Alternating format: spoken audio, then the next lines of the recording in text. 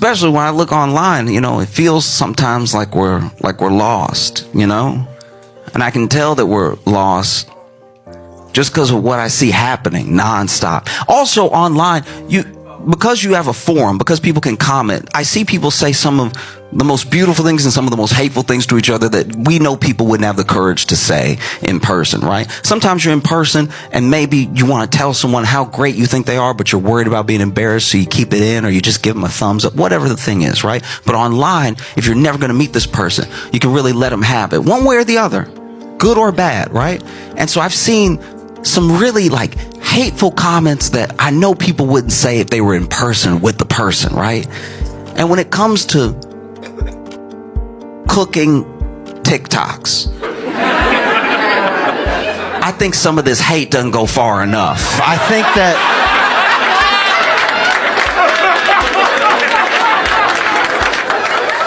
think it's important to really let the people know. You know what I mean? Because you watching whole nasty recipes be made and then people just commenting the vomit emoji. It's like, no. We need to get into their personality. We need to get into their upbringing. We need to get into why they thought this was a good idea. Because they love to do it. They love to make nasty food and then film themselves. No shame. Film themselves making the nasty food that should be illegal. The police should be kicking the door open as we speak. And not only did you not keep this a secret, you filmed it. You did an edit, and then you put it out for the world to see. You self-incriminated for no reason. And all this nasty food is somehow world famous, or it's Nana's. Stop putting bad food on your Nana. Don't do that. You know she didn't bring you up like that to be making this slop. You know that grandma is turning her grave right now, knowing that you're putting stuff like that on her name. Because then the recipes don't make sense. They're like, you could use half a cup of sugar or salt, whichever. And it's like, that's a lunatic. That's an actual terrorist right there. That's wild that you're just telling people that. Why do you believe that? It's upsetting because then...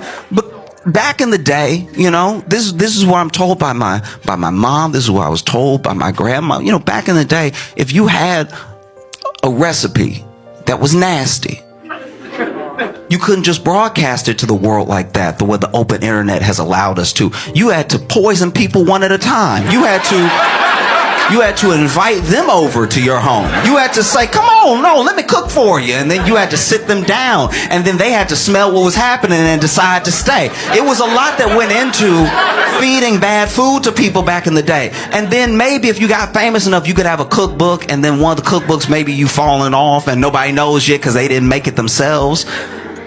But now, you see people, and the videos look good. Ingredients popping up on the screen, and then they pop off, and then they're chopped, and it's a beautiful thing to watch. But then you see them take a bite of it, and you can tell it's nasty because they only take one bite and then the video ends. They don't serve it to anybody.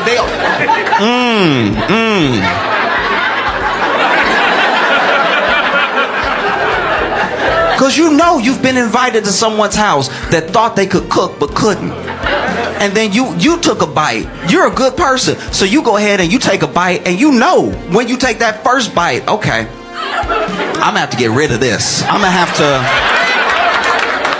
have to figure out a way. If there's a dog nearby, but I'm not gonna swallow. No, you're not gonna get me. You take that first bite, and they're like, how you like it?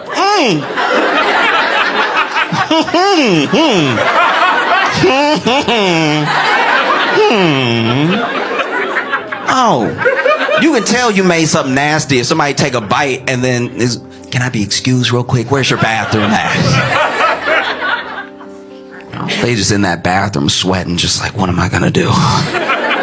It's a full plate. Oh, it's really horrible what people have done to each other. You know what I mean? It's just with a straight face, too. And now you got people broadcasting. Come with me while I make my Nana's world famous mayonnaise grapes or whatever.